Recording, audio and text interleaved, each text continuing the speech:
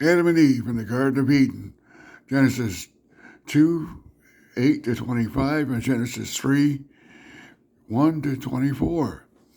In the beginning, God had created a beautiful garden called Eden. He placed Adam, the first man, in the garden and gave him the job of taking care of it. God saw that Adam needed a companion, so he created Eve, the first woman, from one of Adam's ribs.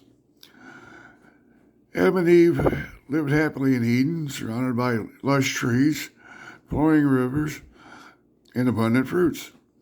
They enjoyed the company of each other and walked with God in the cool of the day. In the midst of the garden stood two special trees, the tree of life and the tree of knowledge of good and evil. God warned Adam and Eve not to eat from the trees of knowledge of good and evil, for if they did, they would surely die.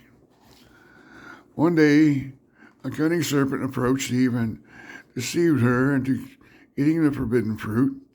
Eve in turn offered the fruit to Adam, who also ate it.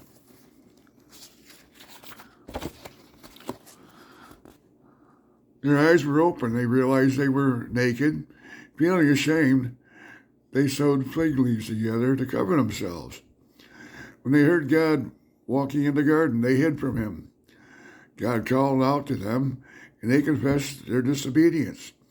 As a consequence of their actions, God cursed the serpent, Eve and Adam.